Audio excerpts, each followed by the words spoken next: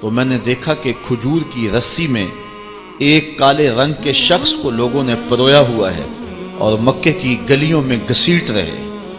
تو میں نے پوچھا کہ یہ شخص کون ہے؟ تو لوگوں نے کہا اس کا نام بلال ہے۔ تو میں نے کہا کس جرم کی سزا اسے دے رہے ہو؟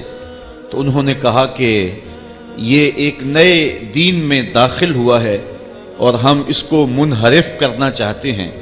کہتے ہیں میں نے دیکھا کہ وہ جوں جوں گھسیٹتے اس کی زبان پر احد احد کی صدا تیز ہوتی چلی جا رہی تھی۔ زخم پہ زخم کھا کے جی، خون جگر کے گھونٹ پی، آہ نہ کر لبوں کو سی، یہ عشق ہے دل لگی نہیں۔ یہ چند لمحوں کے لیے دل بہلانے کی کہانی نہیں ہے کہ جس محبت میں سختی آئی تو راستہ بدل لیا۔ یہ ان راستوں کا ان لوگوں نے اہتمام کیا تھا اور ان راستوں کے مسافر بنے تھے کہ راستے میں پہاڑ بھی ہوں تو یہ چیر کے آگے گزر جائیں۔ بلال حبشی کو ان کا ظالم آقا مارتا ہے، کبھی ان کے ہاتھوں میں میخیں ٹھونکتا ہے، کبھی زبان پہ تپتے ہوئے کوئلے رکھتا ہے، کبھی رسی پاؤں میں ڈال کر کے اوباش لڑکوں کے ہاتھوں میں دیتا ہے کہ اس کو گھسیٹے، کبھی کچھ، لیکن بلال ہیں کہ آگے سے مسکرا رہے ہیں، آہد آہد کا نغمہ پکار رہے ہیں۔ کسی نے رک کے کہا بلال یہ عجیب تماشا ہے، وہ تمہیں مار رہے ہیں اور تم آگے سے آہد آہد پکار رہے ہو۔ تو حضرت بلال بولے تم جاؤ نا بازار میں مٹی کا پیالہ خریدنے کے لیے تو اس کو بھی ٹھونک ٹھونک کے دیکھتے ہو، اس کی آواز تو ٹھیک ہے، کہیں کچا تو نہیں ہے؟ کہا تم تو مٹی کا پیالہ بھی خریدو تو ٹھونک بجا کے دیکھو، یہ کہیں کچا تو نہیں ہے، اس کی آواز تو ٹھیک ہے۔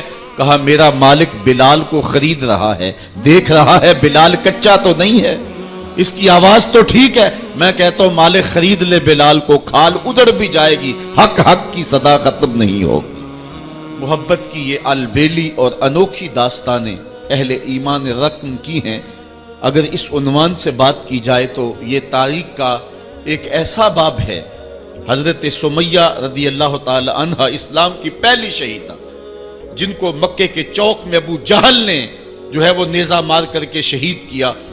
راہ خدا میں بہنے والا یہ خون تاریخ اسلام نے محفوظ کر لیا، ایک عورت کا خون تھا۔ اور پھر حضرت عمار ابن یاسر کے والد حضرت یاسر کو بھی شہید کیا گیا، دونوں ماں باپ شہید ہو گئے اور بیٹا پھر بھی ڈٹا ہوا ہے۔ کافروں نے حضرت عمار ابن یاسر کو پکڑ کے تپتی ہوئی آگ میں ڈال دیا اور انہوں نے رخ کیا حضور کے کاشانہ انور کی طرف اور آنکھوں میں آنسو امڑ آئے تو کافر سمجھے شاید جلتی ہوئی آگ کے شعلوں سے اور بھڑکتے ہوئے کوئلوں سے ڈر گیا ہے۔ کہا عمار گھبرا گئے ہو، تمہیں ان تپتے ہوئے کولوں سے باہر نکال لیا جائے؟ تو حضرت عمار مسکرا کے کہنے لگے میں ان تپتے ہوئے کولوں سے نہیں ڈرا، میں تو راہیں تک رہا ہوں، جس محبوب کے لیے دکھ سہ رہا ہوں کبھی وہ جلوہ فراز بھی تو ہو جائے نا۔ اچھا ادھر غلام تڑپا، ادھر آقا تشریف لے آئے۔ حضرت عمار ابن یاسر کے سر پہ ہاتھ رکھ کے حضور نے کہا یا نارو کونی بردم و سلامن علی عمار ابن یاسر کما کنت علی ابراہیم، اے آگ جس طرح ابراہیم پہ ٹھنڈی ہوئی تھی آج میرے عمار ابن یاسر پہ بھی ٹھنڈی ہو جائے۔ تو محبتوں کی یہ داستانیں بڑی دل آویز ہیں۔ تو اللہ تعالیٰ جل شانہ نے جب اپنے محبوب علیہ السلام کے غلاموں کے ساتھ یہ ہونے والے ظلم اور اس جبر کی رقم ہوتی داستان کو دیکھا تو سورۃ الفجر تب نازل ہوئی تھی۔ ایک طرف اہل ایمان کو تسلی دی کہ اگر تمہیں دکھوں میں مبتلا کیا گیا ہے تو کوئی نہیں، تم سے قبل بھی جو لوگ اس راستے کے مسافر ہوئے ہیں ان کو بھی انہی راہوں سے گزرنا پڑا ہے اور وہ بھی عظیمت کی یہ داستانیں رقم کرتے ہوئے آئے ہیں۔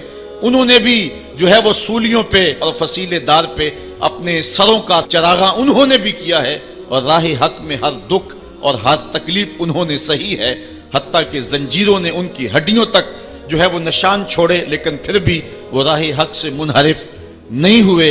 ایک تو ان کو تسلی دی اور دوسری طرف قریش کو یہ بتلانا مقصود تھا کہ تم سے قبل بھی بڑے سرکش، بڑے نمرود، حامان، شداد اور بڑے ظالم اور جابر ہوئے ہیں، لیکن آج تم دیکھو کہ ان کا نشان بھی باقی نہیں رہا۔ اگر نشان باقی رہا ہے تو حق کا نشان ہی باقی رہا ہے۔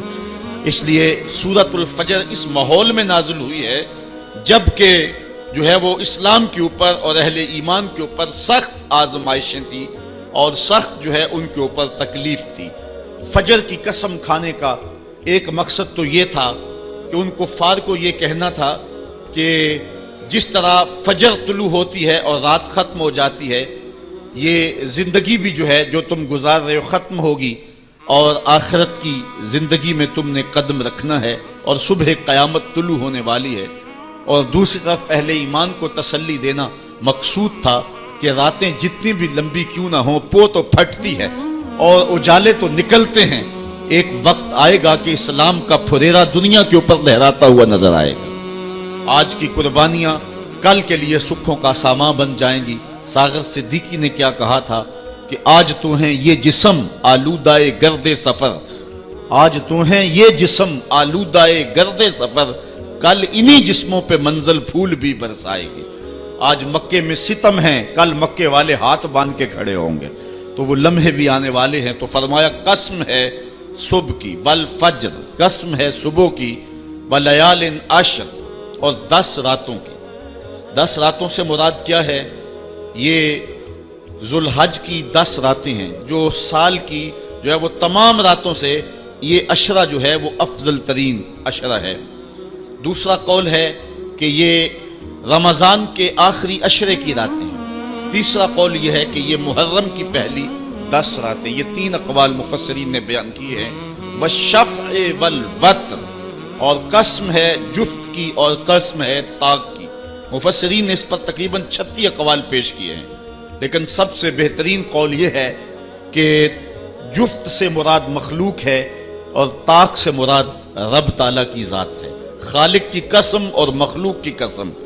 واللیل اذا یسر، اور رات کی قسم جب وہ پیٹھ پھیر کے چل دے۔ یہ قسمیں 5 فرمائیں، اور اس کے بعد فرمایا حل فی ذالک قسم الذی حجر، کیوں اس میں عقل مند کے لیے قسم ہوئی؟ یعنی یہ 5 چیزیں عقل مند کے لیے بطور قسم کافی ہیں، اور جو عاقل نہیں ہے اس کے لیے سارے زمانے کی بھی قسم اٹھا لی جائے تو اس کے لیے وہ بھی ناکافی ہے۔ تو قسم جو ہے وہ عقل مند کے لیے، پھول کی پتی سے کٹ سکتا ہے ہیرے کا جگر، مرد ناداں پہ کلام نرم و نازک بے اثر۔ ہمارے استاد کہا کرتے تھے کہ اس کو عام لوگ پڑھتے ہیں کہ پھول کی پتی سے کٹ سکتا ہے ہیرے کا جگر، تو کہتے ہیں نہیں کاٹا جا سکتا ہیرے کا جگر پھول کی پتی سے۔ یہ استفہام انکاری ہے۔ پھول کی پتی سے کٹ سکتا ہے ہیرے کا جگر، یعنی یہ ممکن ہے کہ ہیرے کے کلیجے کو پھول کی نرم نازک پتی سے کاٹ لیا جائے؟ تو جس طرح پھول کی پتی سے ہیرے کا کلیجہ نہیں کاٹا جا سکتا، اس طرح کلام نرم و نازک جو ہے وہ کسی ناداں شخص پہ اثر نہیں کر سکتا۔ تو اللہ تعالیٰ فرماتا ہے کہ یہ جو قسمیں ہیں یہ عقل مند لوگوں کے لیے جو ہیں وہ نافع ہیں، اور جو بے وقوف ہیں، جو حماقت کے مارے ہوئے ہیں، ان کے لیے اس میں کوئی فائدہ نہیں۔ اسی لیے کہا گیا یضل بہ کثیرا ویہدی بہ کثیرا۔ قرآن سے بہت سارے لوگ ہدایت پا جاتے ہیں اور بہت سارے لوگ قرآن سے گمراہ بھی ہو جاتے ہیں۔ اصل قصور ان کی اپنی عقول کا ہے اور اپنی بنجر زمین کا ہے۔ 12 کے در تبش خلاف نیست، در باغ لالا رویت و در بوم خار و خس۔ یہ بارش برس رہی ہے، سعدی کہتے ہیں کہ تباہ میں مخالفت نہیں رکھتی، لیکن یہی بارش جب گندگی کے ڈھیر پہ ہوتی ہے تو بدبو پھیلتی ہے، تعفن پھیلتا ہے، اور یہی بارش جب باغ میں ہوتی ہے تو باغ کے اندر پھول کھلتے ہیں، گل لالا مہکتا ہے، یاسین اور نسترن کی بہار آ جاتی ہے۔ تو بارش وہی ہے، کہیں گندگی اور بدبو پھیل رہی ہے اور کہیں پھول چٹک رہے ہیں اور کلیاں مہک رہی ہیں۔ قرآن تو اجالا دیتا ہے اور قرآن کی قسمیں من میں یقین اگاتی ہیں، لیکن کچھ لوگ گمراہ ہو جاتے ہیں اور اسی قرآن کو پڑھ کے کچھ لوگ ہدایت کے اجالے پا جاتے ہیں۔ تو کہا کہ یہ جو 5 قسمیں ہیں یہ عاقل لوگوں کے لیے اس میں ہی ہدایت ہے اور اس میں ہی ان کے لیے بہت کچھ ہے۔ جس طرح فجر کے بعد حشرات الارض بلوں سے باہر نکلتے ہیں اور سوئے ہوئے انسان پھر دوبارہ جاگ پڑتے ہیں، زندگی میں ایک دم پھر ایک لرزش پیدا ہوتی ہے اور حیات نو کے آثار پیدا ہوتے ہیں، اس طرح مرنے کے بعد پھر لوگ دوبارہ اٹھائے جائیں گے۔ کافر کہتے تھے کہ ہم یہ بات نہیں تسلیم کرتے کہ بندہ مرنے کے بعد اٹھایا جائے گا۔ سورہ یاسین اٹھائیے، وہ کہتے ہیں کہ جب ہماری ہڈیاں ہو جائیں گی اور ہڈیاں زمین کے اندر گل سڑ کے مل جائیں گی تو پھر ان مردہ ہڈیوں کو کون اٹھائے گا؟ یہ نظر بن حارث نامی ایک شخص تھا جو قبرستان سے کوئی بوسیدہ ہڈی اٹھا لایا اور حضور کے سامنے اس ہڈی کو توڑتا ہے اور اس کے ذرے زمین پہ گرتے ہیں، کہتا ہے کہ ان ہڈیوں کو اٹھایا جائے گا جبکہ یہ بالکل جو ہے وہ ریزہ ریزہ ہو گئی۔ اللہ تعالیٰ قرآن مجید میں فرمایا کہ یہ کہتے ہیں کہ ان ہڈیوں کو کون دوبارہ زندہ کرے گا؟ تو اللہ تعالیٰ نے قرآن مجید کے اندر جو جواب دیا وہ بڑا خوبصورت ہے۔ یہ کہتے ہیں ان مردہ ہڈیوں کو کون دوبارہ زندگی دے گا؟ تو اللہ تعالیٰ نے جواب دیا کہ جب یہ ہڈیاں بھی نہیں تھی، جس رب نے اس وقت ہڈیوں کو بھی پیدا کر لیا تو ان کو جوڑنا اس کے لیے کون سا مشکل ہے؟ اللہ اکبر۔ وہی رب جس نے ان ہڈیوں کو تخلیق کیا، نئے سرے سے ان کو پیدا کیا، تو اب ان کو جوڑ کر کے انسان کی شکل میں کھڑا کرنا اس کے لیے کوئی مشکل نہیں۔